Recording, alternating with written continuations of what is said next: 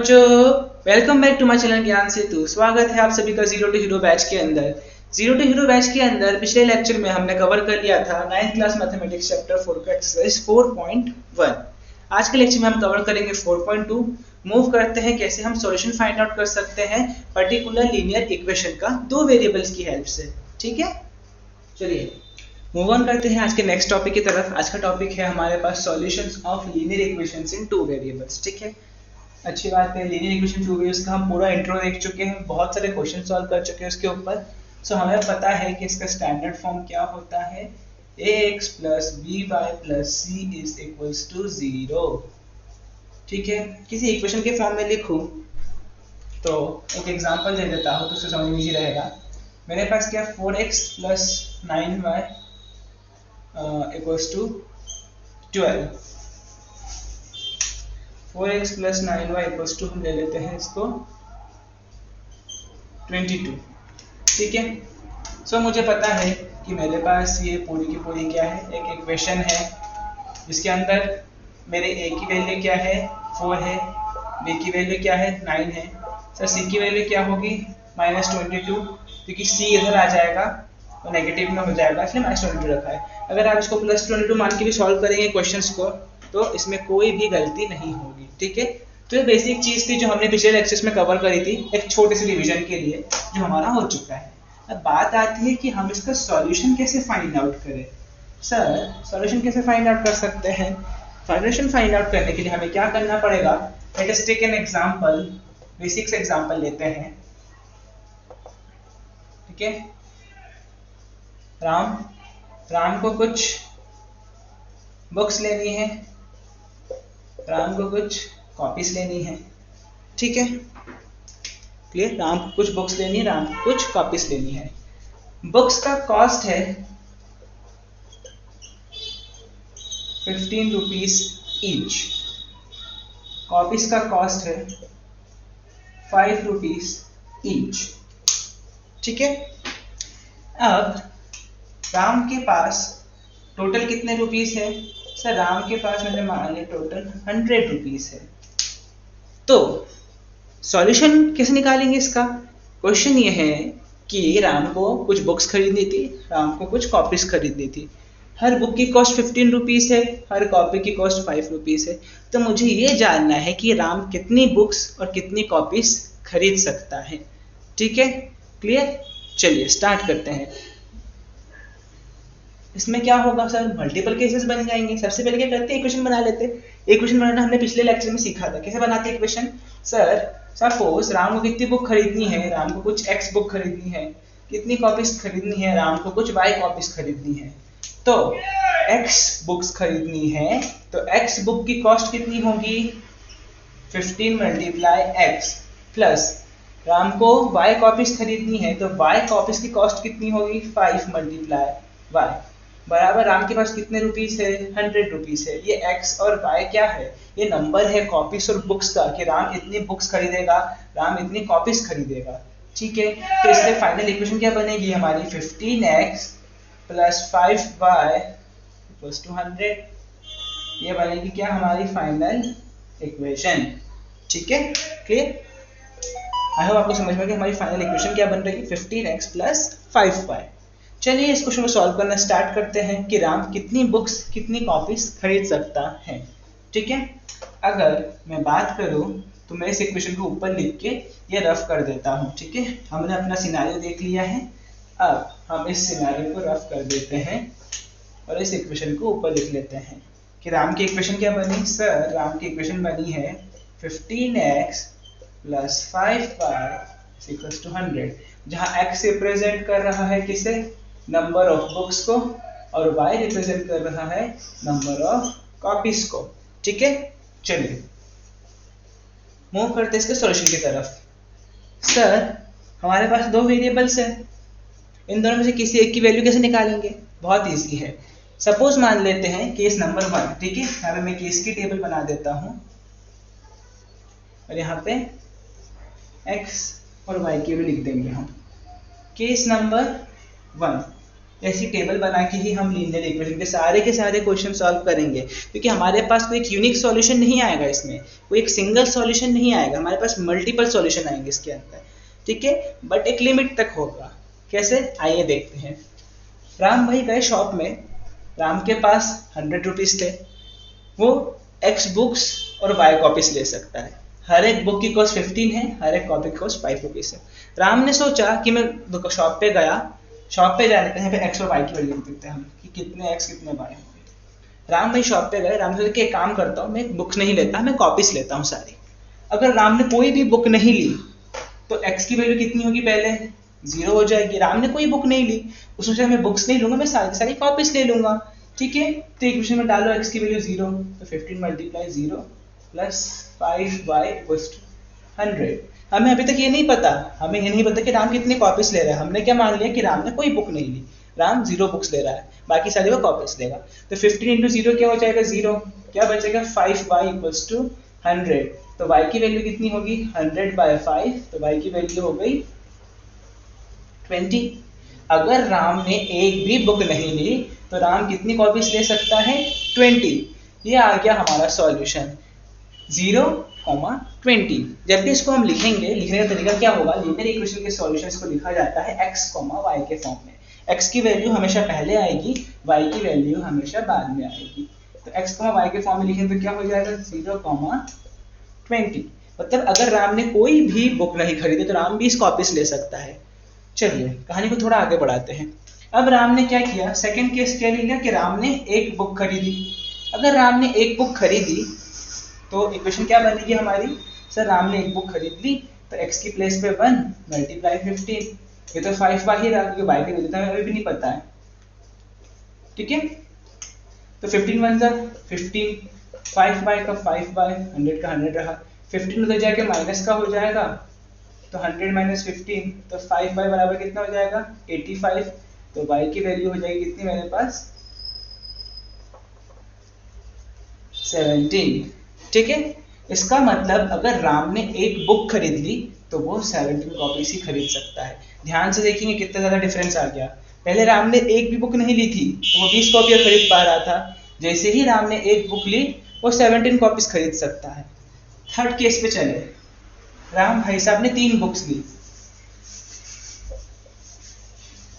राम ने 3 बुक्स ली तो x की वैल्यू क्या पुट कर देते 3, तो 3 मल्टीप्लाई 15 प्लस 5y बराबर 100। आप 2 के साथ खुद से चेक कीजिएगा, 53 था 45, तो 45 प्लस 5y बराबर 100, तो 5y बराबर क्या हो जाएगा 100 माइनस 45 और y की वैल्यू हो जाएगी 55 बाय 5 मतलब 11।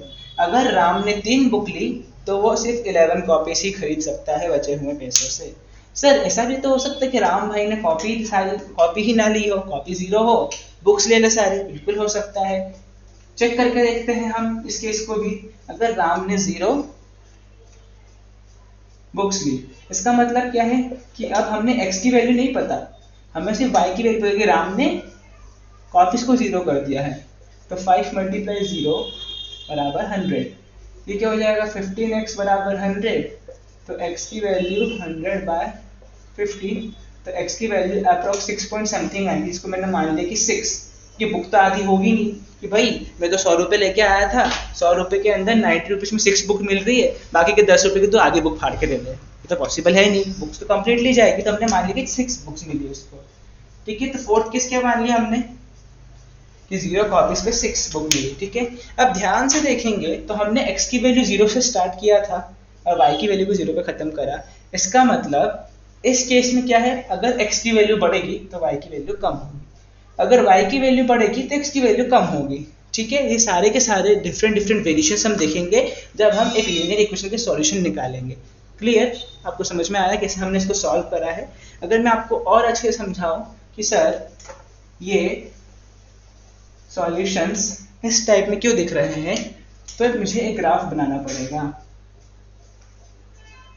ये बनाया मैंने ग्राफ, देखिए x बराबर 0 पे y की वैल्यू कितनी थी 20, तो समथिंग कुछ यहाँ होगी, ये y एक्सिस होता है, ये x एक्सिस होता है। y बराबर 0 पे x की वैल्यू कितनी थी 6, समथिंग कुछ यहाँ होगी, तो ये बनी हमारी क्या, एक स्ट्रेट लाइन। ये इक्वेशन की स्ट्रेट लाइन बनी है, इसे कहते हैं ग्राफिकल मेथड से सॉल्व करना। इसकी इस पर्टिकुलर रीजन के अंदर, इस 0 से लेकर 20 तक और 0 से लेकर 6 तक, हर एक पॉइंट पे y की कुछ वैल्यू निकलेगी। सिमिलरली y की हर एक पॉइंट पे x के लिए कुछ वैल्यू निकलेगी। यही होता है हमारे लीनियर इक्वेशन का सॉल्यूशन। ठीक है, हम x की वैल्यू 0 से पुट करना स्टार्ट करेंगे या फिर y की वैल्यू 0 से पुट करना स्टार्ट करेंगे, तब तक चलेंगे जब तक दूसरा कोई वेरिएबल 0 नहीं हो जाता। सर हर केस में ऐसा आएगा? नहीं, हर केस में ऐसा नहीं आएगा। अगर मैंने यहाँ पे नेगेटिव का सिंबल लगा दिया होता तो दोनों बढ़ते जाते।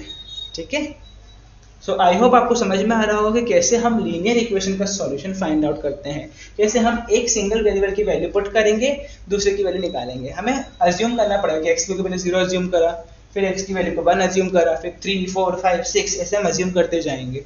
वे कब तक? जब तक y की वैल्यू 0 ना हो जाए। किस केस में? हमारा केस था बुक्स और कॉपीज का। कॉपीज कभी नेगेटिव में नहीं जा सकती, भाई मुझे -1 -2 कॉपीज दो, ये पॉसिबल नहीं है। लेकिन कुछ कुछ केसेस ऐसे आएंगे इसमें नेगेटिव वैल्यूज पे जा रही है, तो हम उसमें नेगेटिव में भी कंटिन्यू करते रहेंगे। ठीक है, चलिए solution of linear equation in 2 variables का हम एक और वेरिएशन देखते हैं। सपोज अगर ऐसा हो कि मेरे पास किसी एक वेरिएबल का कोफिशिएंट 0 हो जाए। ठीक है, अगर मैं बात करूं, सपोज मैंने एक इक्वेशन लिखी 3x + 9 = 0। ठीक है, इससे क्या समझ में आ रहा है? 3x + 9 = 0 मतलब 3x = -9, x की वैल्यू -3 हो जाएगी।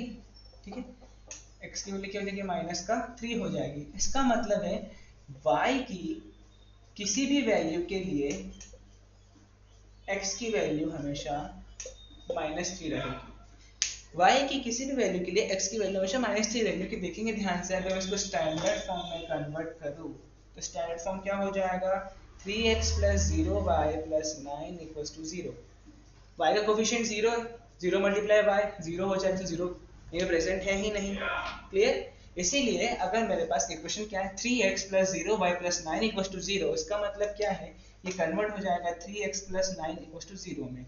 देखिए सेम इक्वेशन हमारी वापस आ गई। इसी के बेसिस पे हमने निकाल दिया कि y की किसी भी वैल्यू के लिए x की वैल्यू हमेशा फिक्स रहेगी। कब? जब एक वेरिएबल 0 हो जाए पूरा। क्लियर? चलिए मूव करते हैं एक्सरसाइज 4.2 की तरफ और ट्राई करेंगे कि आज इस लेक्चर के अंदर एक्सरसाइज 4.2 को सॉल्व करके पूरा चैप्टर फिनिश कर दें। ठीक है, चलिए स्टार्ट करते हैं exercise 4.2।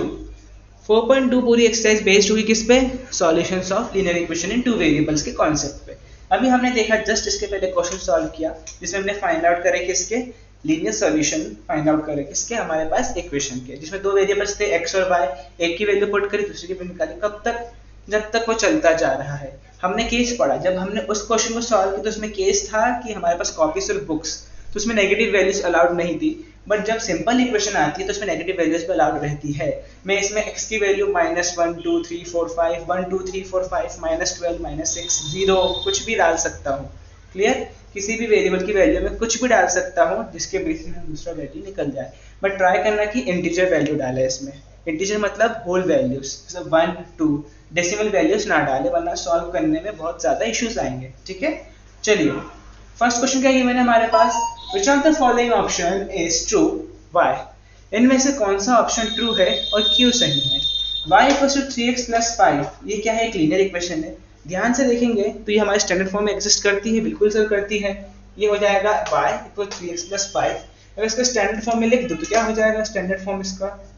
3x - y + 5 = 0। Yes sir, standard form में एग्जिस्ट करती है। हाँ सर, ये लीनियर इक्वेशंस तो हैं। ठीक है, इसमें कोई शक नहीं है। सॉल्यूशन की बात करेंगे तो इक्वेशन क्या है हमारे पास? सर इक्वेशन है कि y = 3x + 5। अभी हमने थोड़ी देर पहले देखा कि मैं किसी भी वेरिएबल की वैल्यू कुछ भी पुट कर सकता हूँ। 0 पुट करेंगे। चलिए स्टार्ट करते हैं। फॉर x = 0, अगर x = 0 पुट किया तो y की वैल्यू क्या हो जाएगी? 3 × 0 + 5 which is equals to क्या? 5। अगर x की वैल्यू 1 पुट करी तो y की वैल्यू क्या हो जाएगी? 3 × 1 + 5 which is equals to 8। अगर x की वैल्यू -1 पुट करी तो y की वैल्यू क्या होगी 3 multiply -1 + 5 which is equals to 2। अगर x की वैल्यू मैंने 10 पुट कर दी तो क्या हो जाएगा y बराबर 3 multiply 10 + 5 which is equals to 35। ध्यान से देखिए, मैंने अभी आपके सामने x की 4 वैल्यू पुट करी और उन 4 वैल्यू पे y की डिफरेंट 4 वैल्यूज आई हर बार। ठीक है, 0 पे क्या आया था 5 आया था, 1 पे क्या आया 8 आया, -1 पे क्या आया 2 आया, 10 पे क्या आ गया 35 आ गया। इसका मतलब कि इस इक्वेशन के अंदर जितनी x की वैल्यू पुट करूंगा उतनी y की वैल्यूज आएगी। इसका उल्टा बोल सकता हूँ, बिल्कुल बोल सकता हूँ। इसका उल्टा ये होगा, मैं जितनी भी y की वैल्यूज पुट करूँ उतनी मेरी x की वैल्यूज आएंगी। मैं ये रेशो, ये जो कनेक्शन है दोनों का x और y का, ये कैसे चलता रहेगा, ये कंटिन्यूसली इनफाइनाइटली चलता रहेगा। ठीक है, कि x y पर डिपेंड होगा, y x पर डिपेंड होगा, ये दोनों वेरिएबल एक दूसरे पर डिपेंड होंगे। क्लियर? उस अकॉर्डिंग अगर मैं चेक करूँ ऑप्शन के अंदर तो यूनिक सॉल्यूशन तो नहीं है। ठीक है, मल्टीपल सॉल्यूशन है, 2 सॉल्यूशन नहीं है, मैंने 4 निकाल के दिखाया। Option number C infinitely many solution होगा करेक्ट आंसर। ठीक है, आई होप आपको समझ में आ रहा होगा कि इसका ये वाला सॉल्यूशन क्यों है। और आप प्रूफ कैसे कर सकते हैं, आप इस तरीके से प्रूफ कर सकते हैं कि x की मल्टीपल वैल्यू पुट कीजिए और y की मल्टीपल वैल्यू निकाल के आप अपने आंसर को वेरीफाई कर सकते हैं। ठीक है, चलिए स्टार्ट करते हैं question number 2। Right 4 solutions for each of the equation. ठीक है, एक एक इक्वेशन गिवन होगी, सबके हमें क्या करना है सॉल्यूशन फाइंड आउट करना है, 4 सॉल्यूशंस। ठीक है, स्टार्ट करते हैं सॉल्यूशन फाइंड आउट करना। इक्वेशन लिखी मैंने 2x + y = 7। मैंने 0 1 2 3 पुट करना स्टार्ट किया x की वैल्यू में और मैंने y की वैल्यू निकालना स्टार्ट करी। बट इससे पहले एक काम करते हैं, हम इक्वेशन में थोड़ा रीअरेंज करते हैं। सर रीअरेंज मतलब मुझे क्या करना है, एक वेरिएबल की है जो दूसरे की वैल्यू निकालनी है, चाहे वो y हो चाहे वो x हो। तो मेरा y क्या है यहाँ पर, सर y सिंगल है। तो एक काम करता हूँ, y को मैं सिंपल इस साइड छोड़ देता हूँ, 2x को मैं 7 के पास ले जाता हूँ। फाइनली मेरी इक्वेशन क्या बनी, y = 7 - 2x। सर इन दोनों में कोई डिफरेंस दिख रहा है, सर ऐसा तो कुछ डिफरेंस है ही नहीं। 2x इधर प्लस का तो उधर जगह माइनस का हो गया, हमारा आंसर सेम आएंगे, हम इधर उधर वैल्यू को कर सकते, कोई चेंज आज तक नहीं आया, तो अब कैसे आ सकता है। ठीक है, बट इसका फायदा क्या है, इसका फायदा कुछ ये होगा कि आपको सॉल्व करने के बाद ही पता चलेगा। चलिए सॉल्व करना स्टार्ट करते हैं। x की 4 वैल्यूज ले लेते हैं, x की 4 वैल्यू के लिए y की 4 वैल्यू आ जाएगी, हमारे 4 सॉल्यूशन आ जाएंगे। जब भी हम वैल्यू स्टार्ट करते हैं तो हम क्या करते हैं, 0 से तो स्टार्ट करते हैं, 0 1 2 3 की लाइन लगा देते हैं। बट मैं सजेशन दूंगा कि आप जैसे यहाँ पे x की वैल्यू 0 से स्टार्ट कर रहे हैं तो x की वैल्यू 1 बिल्कुल अज्यूम कीजिए, x की वैल्यू 2 भी अज्यूम कीजिए, बट ट्राई कीजिए कि x की वैल्यू -1 ले लास्ट में, 3 पे ना आ जाए, क्योंकि 3 जाएंगे तो वैल्यू बहुत बड़ी हो जाएगी, सॉल्यूशन बहुत कॉम्प्लिकेट हो जाता है। अगर हम -1 लेंगे तो सॉल्यूशन ईजी रहता है। मैं ये क्यों बोल रहा हूँ, क्योंकि जब भी मैं एक नंबर लाइन प्लॉट करता हूँ 0 1 2 3 -1 -2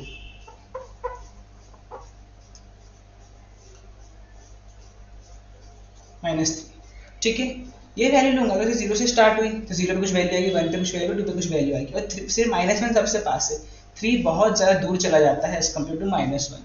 इसलिए अगर आप -1 लेके चलते हैं तो वैल्यूज बहुत पास पास आती है, और 1 के साथ किसी भी नंबर का मल्टीप्लाई इजी पड़ता है, तो सॉल्यूशन जल्दी फाइंड आउट हो जाएंगे, आपका टाइम सेव होगा। ठीक है, चलिए सॉल्यूशन निकालना स्टार्ट करते हैं। पहले x बराबर 0 से स्टार्ट कर रहे हैं, x की वैल्यू 0 पुट करेंगे इक्वेशन के अंदर, पुट कीजिए x की वैल्यू 0, तो y की वैल्यू क्या हो जाएगी 7 - 0 7। सॉल्यूशन क्या हो जाएगा 0,7, x, y के फॉर्म में हम क्या लिखते हैं, सॉल्यूशन लिखते हैं। दूसरी इक्वेशन में मूव ऑन करते हैं, x बराबर 1 है, x बराबर 1 मतलब y बराबर 7 - 2 × 1, x का कोएफिशिएंट क्या था 2x था, 2 × 1 तो 7 - 2 5, सॉल्यूशन क्या आ गया 1,5। x बराबर 2 पुट करिए इक्वेशन में, x बराबर 2 पुट किया तो y बराबर 7 - 2 × 2 क्या हो जाएगा 7 - 2 2 4, तो 7 - 4 3, तो 2,3 आ गया। लास्ट x बराबर -1 पुट करेंगे तो y की वैल्यू कितनी होगी 7 - 2 × -1। सर -2 × -1 तो क्या हो जाएगा प्लस का 2 हो जाएगा, तो y की वैल्यू कितनी होगी 9, y की वैल्यू कितनी होगी मेरी 9, तो सॉल्यूशन क्या आ जाएगा मेरा, फिर सॉल्यूशन हो जाएगा इसका -1,9। ठीक है, ये चारों सॉल्यूशन हमने बहुत इजीली फाइंड आउट कर लिए, 4 वैल्यूज ली 0 1 2 -1। मोस्टली सारे के सारे इक्वेशंस में मिली चार्ज रेशियो को सॉल्व करेंगे जिससे हमारा सॉल्यूशन इजीली आ जाए। ठीक है, चलिए मूव करते हैं नेक्स्ट क्वेश्चन की तरफ। नेक्स्ट क्वेश्चन क्या गिवन है, पाई एक्स प्लस वाई बराबर 9। सर ये पाई क्या है, तो हमें कुछ याद ही नहीं आ रहा। ये पाई क्या है सर, ये पाई एक कांस्टेंट होता है। कांस्टेंट, हाँ सर ये कांस्टेंट है, इसको कांस्टेंट कहा जाता है। इसकी वैल्यू कितनी होती है 22/7। ये हम सर्कल में पढ़ेंगे बाद में जाके आराम से, बस इतना याद रखिए कि पाई बराबर 22/7 होता है। तो पाई एक्स प्लस वाई बराबर 9, कांस्टेंट एक्स के साथ है, वाई बेचारा सिंगल बैठा है, तो हमने जैसे पिछली बार किया था वाई को इधर ही रखा, 9 माइनस पाई एक्स कर दिया। ये तो हमने पिछली बार भी किया था, यस सर बिल्कुल याद है हमें। चलिए फिर पुट करते एक्स की वैल्यू 0, 1, 2 और -1। तो x बराबर 0, x बराबर 1, x बराबर 2, x बराबर -1। x बराबर 0 पे क्या हो जाएगा, पाई मल्टीप्लाई 0, 0, तो 9 माइनस 0 क्या हो जाएगा, y बराबर 9। तो सॉल्यूशन क्या होगा 0,9। x बराबर 1 पे क्या हो जाएगा 9 माइनस पाई, y की वैल्यू कितनी हो जाएगी 9 माइनस पाई। तो हमारा आंसर कितना आ जाएगा सर 0,9 माइनस पाई। पाई को पाई रखा, पाई की वैल्यू पता है 22/7 होती है, उसको लिख के सॉल्व करने की रिक्वायरमेंट नहीं है। ठीक है, x बराबर 2, 2 पे क्या हो जाएगा y की वैल्यू 9 माइनस 2 पाई। तो सॉल्यूशन क्या हो जाएगा 2,9 माइनस 2 पाई। x बराबर -1, तो पाई multiply -1 minus minus plus pi, तो 9 प्लस पाई हो जाएगा। तो y बराबर 9 प्लस पाई, तो x बराबर -1 पे y equals to 9 plus pi. आ गए हमारे 4 सॉल्यूशन, 1 2 3 4, डन हमारा क्वेश्चन। ठीक है, नेक्स्ट क्वेश्चन है x इक्वल्स टू 4y। ये तो पहले से ही हमें हमारे सॉर्टेड फॉर्म में मिल चुका है। ठीक है, फिर कुछ बच्चे इसमें x की वैल्यू पुट कर देंगे, नहीं x की वैल्यू क्यों पुट करेंगे, हमारे पास x की वैल्यू तो निकाल लेंगे, क्योंकि अगर y की कोई वैल्यू पुट करूंगा उसका 4 के साथ मल्टीप्लाई कर दूंगा तो x की वैल्यू इजी आ जाएगी। डिवाइड करने से मल्टीप्लाई करना इजी होता है, माइनस करने से प्लस करना इजी होता है। ये बात हमें बचपन से समझ में आती है चीजें। ठीक है, ये हम बचपन से सोचते सर प्लस करना इजी है माइनस करने से, क्यों माथा खा पाया माइनस करने में। सिमिलरली सर मल्टीप्लाई करना इजी है डिवाइड करने से, तो डिवाइड में क्यों माथा खा पाया जब हम मल्टीप्लाई का आंसर निकाल सकते। बिल्कुल सही बात है। तो अप्रोच हमेशा इजी वे में सॉल्व करने की होनी चाहिए, क्योंकि ह्यूमन माइंड प्लस और मल्टीप्लिकेशन को जल्दी कैलकुलेट करता है अगर बात करूं डिफरेंस और डिवीजन के बजाय। ठीक है, चलिए स्टार्ट करते हैं x इक्वल्स टू 4y से। तो हमें क्या करना है सर, इसके अंदर अभी तक तो हम x की वैल्यू पुट करते आ रहे थे, बट हमें देखिए कि x बेचारा अकेला है, उसकी वैल्यू निकालना इजी है, तो हम 4y में वैल्यू पुट करते हैं। तो y की वैल्यू रखेंगे इस क्वेश्चन के अंदर, तो y की वैल्यू अज्यूम कर लीजिए, वैल्यू तो वही 4 ही रखनी है, 1 2 -1। y बराबर 0 पे x की वैल्यू क्या हो जाएगी 0, y बराबर 1 पे x की वैल्यू क्या हो जाएगी 4, y बराबर 2 पे x की वैल्यू 8, y बराबर -1 पे x की वैल्यू -4। लिखने का तरीका क्या होगा सर, x, y के फॉर्मेट में ही लिखेंगे। किसी भी वेरिएबल की वैल्यू आप पहले पुट करें उससे कोई लेना देना नहीं है, पहले आप किसकी वैल्यू लिखेंगे x की वैल्यू लिखेंगे। तो 0, 0, 4, 1, 8, 2, -4, -1। ठीक है, पहले कोई सा भी वैल्यू फाइंड आउट करो, लिखना किसकी वैल्यू सबसे पहले है x और y, पहले x आएगा फिर y आएगा। चाहे आपने y की वैल्यू पुट करके x का निकाला हो, x की वैल्यू पुट करके y निकाला हो, इससे कोई फर्क नहीं पड़ता। ठीक है, चलिए नेक्स्ट क्वेश्चन क्या है हमारे पास, check which of the following are solution of equation x - 2y = 4 and which are not. ठीक है, ध्यान से देखेंगे तो ये कुछ नहीं है, ये हमें x और y की वैल्यू गिवन है। क्लियर, हमारे पास इक्वेशन क्या है सर, इक्वेशन तो सिंपल है, x - 2y = 4। चेक करना है कि ये x और y की वैल्यू इसका सॉल्यूशन है या नहीं है। कैसे चेक करेंगे, बहुत इजी है, आप इस इक्वेशन के अंदर x की वैल्यू पुट कीजिए, आप इसके अंदर y की वैल्यू पुट कीजिए जो गिवन है, और चेक कर लीजिए वो 4 के बराबर आएगा या नहीं आएगा। ठीक है, रखते हैं सर x की वैल्यू, तो x की वैल्यू पहले रखी 0, y की वैल्यू रखी मैंने 4, सॉल्व किया तो 0 - 8 = 4, तो -8 = 4, नहीं सर ये तो बिल्कुल बराबर नहीं है, इसका मतलब ये हमारा सॉल्यूशन नहीं है। ठीक है, बहुत इजी क्वेश्चन था हमारे पास। नेक्स्ट की तरफ मूव करेंगे।